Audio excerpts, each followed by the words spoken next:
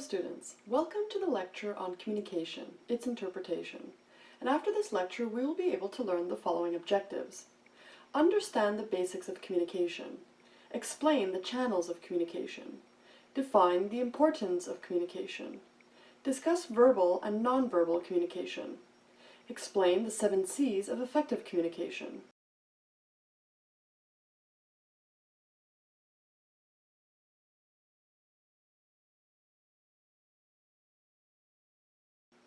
Let's start with a brief introduction to communication. Communication is a learned skill. However, while most people are born with the physical ability to talk, not all can communicate well unless they make special efforts to develop and refine this skill further. Very often, we take the ease with which we communicate with each other for granted, so much so that we sometimes forget how complex the communication process actually is. Communication is the exchange and flow of information and ideas from one person to another. It involves a sender transmitting an idea, information, or feeling to a receiver. Effective communication occurs only if the receiver understands the exact information or idea that the sender intended to transmit. Many of the problems that occur in an organization are the direct result of people failing to communicate. Processes that leads to confusion and can cause good plans to fail. Let us now discuss the basics of communication. Why some people can communicate so well while others fail to get their message across? What are the elements that must be present in the communication process before it can be successful and effective? Well, communication has been defined as the act of giving, receiving, or exchanging information, ideas, and opinions so that the message is completely understood by both parties.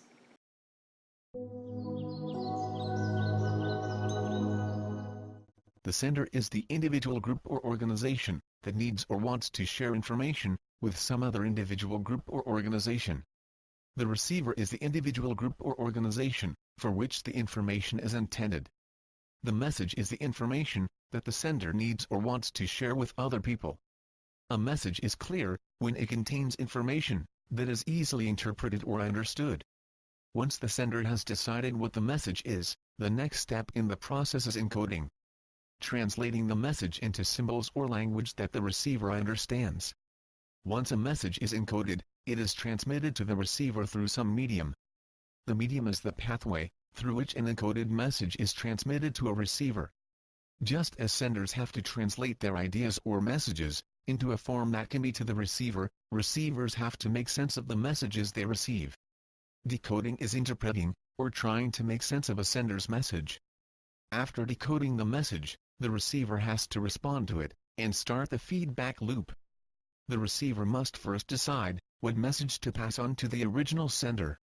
If receiver properly interpreted the initial message, and common understanding has been reached, the communication process is complete.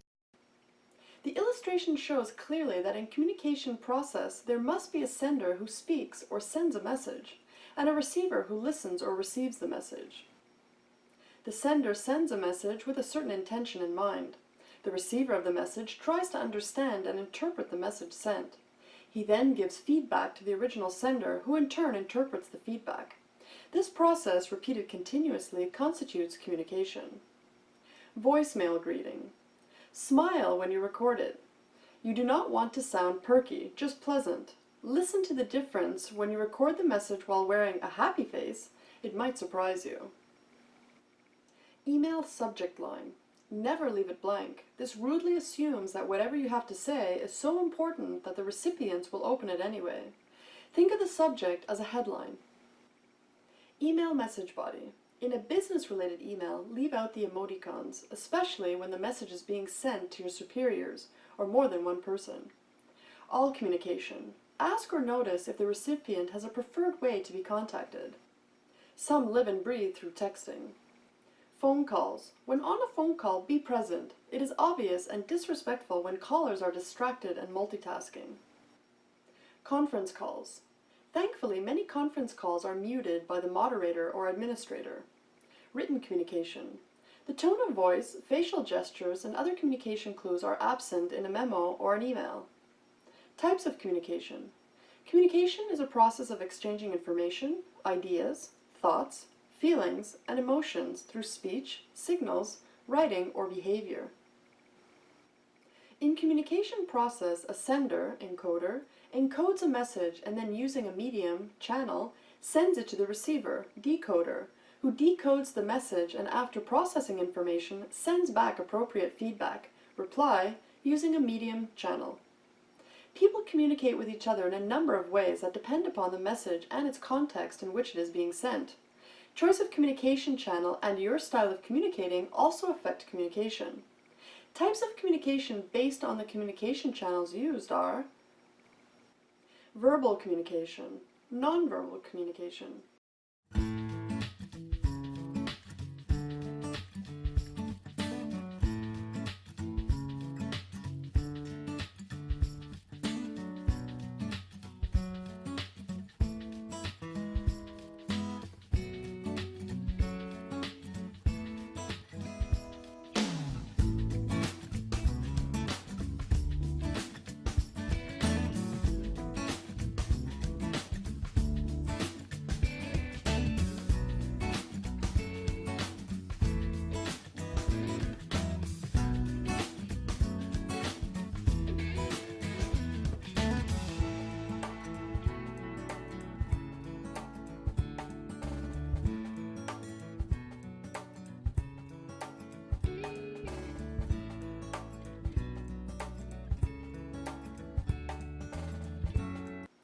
Verbal communication. Verbal communication refers to the form of communication in which message is transmitted verbally. Communication is done by word of mouth and a piece of writing. Objective of every communication is to have people understand what we are trying to convey. Verbal communication is further divided into oral communication, written communication. Oral communication. In oral communication, spoken words are used. It includes face-to-face conversations, speech, telephonic conversation, video, radio, television, voice over internet. Written communication. In written communication, written signs or symbols are used to communicate. A written message may be printed or handwritten. Nonverbal communication. Nonverbal communication is the sending or receiving of wordless messages. We can say that communication other than oral and written, such as gesture, body language, posture, tone of voice, or facial expressions, is called nonverbal communication. Nonverbal communication is all about the body language of speaker. Nonverbal communications have the following three elements: appearance, speaker, clothing, hairstyle, neatness, use of cosmetics; surrounding, room size, lighting, decorations, furnishings; body language, facial expressions, gestures, postures; sounds, voice tone, volume, speech rate. Process of communication. The goal of communication is to convey information and the understanding of that information from one person or group to another person or group. This communication process is divided into three basic components. A sender transmits a message through a channel to the receiver. The other important feature is the feedback cycle. When two people interact, communication is rarely one way only. When a person receives a message, she responds to it by giving a reply. Levels of communication. Levels of communication are determined on the basis of the number of people involved in the process of communication, as well as on the purpose of communication. Intrapersonal communication. Intrapersonal communication refers to communication with the self. It may be silent or verbal type of communication. Interpersonal communication. It refers to one-to-one interaction between two persons that often occurs face-to-face. The purpose of interpersonal communication is to share information, opinion, ideas, and so on. Interpersonal communication can be further divided into three types. Assertive communication. It is a type of interpersonal communication that has the following characteristics: confidently expressing what one thinks, feels, and believes; raising voice for your rights while respecting the rights of others; conveying meaning and expectations without humiliating or degrading others; based upon respect for someone and respect for other people's need and rights. Non-assertive communication. Non-assertive communication is characterized as inability to express consistently what one thinks, feels, and believes. Allowing others to violate your rights without challenge. Reflecting lack of respect for your own preferences. Others can easily disregard your thoughts, feelings, and beliefs. Aggressive communication. Aggressive communication takes place when someone expresses himself, herself, in ways that intimidate, demean, or degrade another person, pursuing what one wants in ways that violate the rights of another person. Flow of communication. In an organization, communication flows in 5 main directions: downward, upward, lateral, diagonal, external. Downward flow of communication. Communication that flows from a higher level in an organization to a lower level is a downward communication. Upward flow of communication. Communication that flows to a higher level in an organization is called upward communication. Lateral, horizontal communication. Communication that takes place at same levels of hierarchy in an organization is called lateral communication. Example, communication between peers, between managers at same levels, or between any horizontally equivalent organizational members. Diagonal communication. Communication that takes place between a manager and employees of other work groups is called diagonal communication. External communication. Communication that takes place between a manager and external groups such as suppliers, vendors, banks, financial institutes, etc. Did you know? For efficiency in an organization, all the people of the organization must be able to convey their message properly. Now we will study about the channels of communication. In an organization, information flows forward, backwards, and sideways. This information flow is referred to as communication. Communication channels refer to the way this information flows within the organization and with other organizations. In this web known as communication, a manager becomes a link.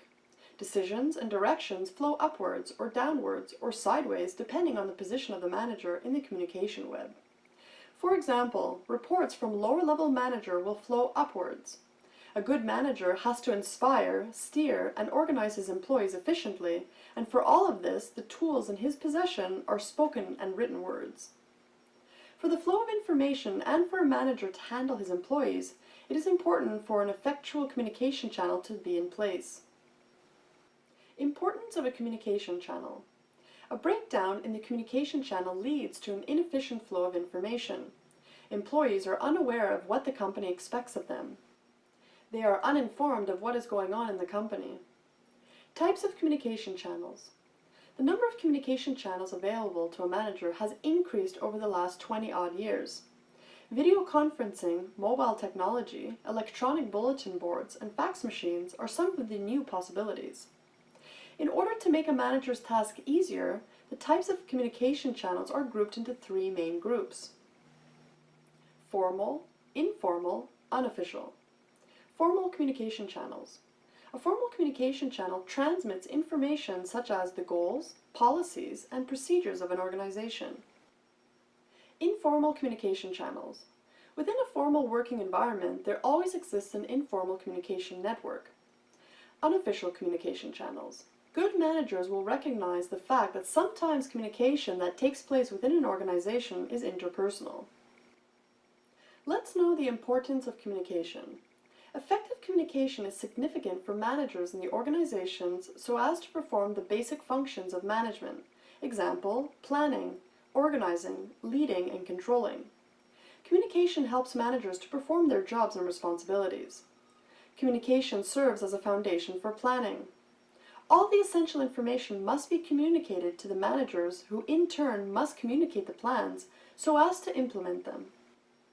Organizing also requires effective communication with others about their job task. Similarly, leaders as managers must communicate effectively with their subordinates so as to achieve the team goals. Controlling is not possible without written and oral communication. The importance of communication in an organization can be summarized as: communication promotes motivation by informing and clarifying the employees about the task to be done, the manner they are performing the task, and how to improve their performance if it is not up to the mark. Communication is a source of information to the organizational members for decision-making process. as it helps identifying and assessing alternative course of actions. Communication also plays a crucial role in altering individuals' attitudes. Example, a well-informed individual will have better attitude than a less informed individual. Communication also helps in socializing. Communication also assists in controlling process. I think for all of us at every stage in our career, there's also something really deep to think about in terms of how we interact. Once again, how do you scale yourself in compelling ways? And then in this I'll mention two thoughts, and there are two thoughts I learned from a man named Fred Kaufman I have a great deal of respect for, who runs a consulting firm called Excelliant. And Fred was an MIT professor. He was an accounting professor. And he learned, tons of stuff about accounting. And then one day he realized that, wow, all the really hard things are not about accounting. They're all about how people interact, how they scale themselves vis-a-vis other people. And he talks about two concepts I think are really important. And the first is authentic communication, and the second is what he calls being a player, not a victim. If you have children, and I do now, you actually learn from them almost how dishonest every adults are all the time. So my favorite story is my friend Beth. This is a true story. She was pregnant and she had a 5-year-old, and the 5-year-old said to her, Mommy, where's the baby? She was like, the baby's in my tummy. He was like, Mommy, where's the baby? She's like, well, the baby's in my tummy. Like, well, Mommy, aren't the baby's arms in your arms and the baby's legs in your legs and all that? And she was like, no, the whole baby's in my tummy. And then, her 5-year-old looked at her and said, then Mommy, what's growing in your butt? And kids are really honest. I mean, my 4-year-old would be like, Mommy, that's an ugly shirt. Or, Mommy, I don't like that story. And as we get older, polite society teaches us to have better manners. And we don't walk around telling pregnant women that their butts look big. Please learn that lesson. I'm not suggesting that. And we don't walk around just blunting out the blunt truth, but we're more polite. But you have to ask yourself, if you're in a group, whether it's a friend group or a family circle or in a business that you're trying to lead as an entrepreneur, how do you get to the truth? How do you make great decisions when no one's saying the truth? How do you communicate authentically? How do you figure out what to say and what not to say in a way that's authentic? And what Fred says, and I really believe this is true, is it starts from the fundamental understanding that there is no truth. There's my truth, there's your truth, that everything is subjective. And so if you always start from the position of, this is what I believe, I don't expect you to believe it, I don't think you have to believe it, I'm not saying it's true, you can actually always communicate authentically. Because if you walk in the room, and this gets worse as you get more senior, here's the answer, you're not giving anyone else any room to say anything. And if you walk in the room and say, I believe this for this reason, what do you believe? If you share your truth in that language, you give people room to authenticate, to communicate authentically. And that is hugely important to these relationships at any stage. The second thing he talks about a lot is being a player, not a victim. And if you listen, you realize, once again, to children or to others, that children speak in a passive voice when something they don't like happens. Mommy, the toy broke. Interesting. You were on this side of the room, the toy just up and broke, right? Just up and broke. I didn't do anything, the toy broke. That same person comes to work, the project didn't get finished. Shocking. The project didn't finish itself, right? How often do people use the passive voice? Now, there is no such thing as complete control. Nothing. No one has complete control in any situation. People that leading organizations in some ways have less, because not only do they have to control what they do, they have to help persuade everyone else what they do. But, if you are able to take responsibility, I'm not late because there was traffic. I'm late because I didn't leave early enough to account for the fact that there was traffic. The project didn't get finished, not because my partner didn't do it, my colleague didn't do his part. The project didn't get finished because I didn't set up a team where my colleague wanted to do his part. When you take responsibility and you take full responsibility, that is the most empowering thing, and you can do it at any stage. You have to do it if you're raising money as an entrepreneur. You have to do it if you're trying to persuade people to work with you. You have to do it at all stages. And it is in that authentic communication, and it is in that taking full responsibility, that we really find the power to scale ourselves and have the kind of impact we want to have. Let's take a look at verbal and nonverbal communication. Communication is a key to maintaining successful business relations. For this reason, it is paramount that professionals working in business environments have first-class communication skills. There are three basic types of communication: verbal, nonverbal, written. Verbal communication. Verbal or oral communication uses spoken words to communicate a message. When most people think of verbal communication, they think of speaking, but listening is an equally important skill for this type of communication to be successful. Nonverbal communication. Nonverbal communication includes body language, gestures, facial expressions, and even posture. Nonverbal communication sets the tone of a conversation and can seriously undermine the message contained in your words if you are not careful to control it. Written communication. Written communication is essential for communicating complicated information, such as statistics or other data that could not be easily communicated through speech alone. Written communication also allows information to be recorded so that it can be referred to at a later date. Use of verbal and nonverbal communication. Use of verbal communication. Speak clearly. Do not try and convey several messages at once. Be aware of your pitch, tone, and speed. Our voices can have a significant impact on how our messages are received and heard. Make eye contact. In some cultures, making eye contact can be problematic, but if it is expected, then it can help you to convey your message. Uses of nonverbal communication. There are a number of different uses of nonverbal communication. These are modifying speech. Nonverbal communication has a significant effect on what is communicated. Modifications include positioning of body relative to other people and things, shape of whole body, movement of limbs, head, and fingers, micro-movement of muscles, skin color and texture, voice pitch, texture of voice tone, speed of speaking, sweating, bodily smells, example, pheromones. Replacing speech. Communication can be done without speaking, for example, pointing with feet, legs, hands, head, or whole body. Gestures with fingers, hands, and arms. Tilting of head. Movement of any combination of the 90 muscles in the face. Attributes of verbal and nonverbal communication. Each day, you send and receive hundreds of messages through both nonverbal and verbal communication. Complementary communication techniques. Nonverbal and verbal communications tend to complement one another. If they do not, they can lead to disappointment, mistrust, and confusion. Verbal communication informs. An important characteristic of verbal communication is that it provides direction and information. Nonverbal communication clarifies. Nonverbal communication used makes verbal communication more understandable and clarifies the words that have been spoken. Various methods of verbal and nonverbal communication. Verbal communication methods. Communication is an essential part of all human interactions and is used to connect with others in order to have specific needs met. Spoken communication. Spoken verbal communication generally falls into either the category of dialogue or lecture. Written verbal communication.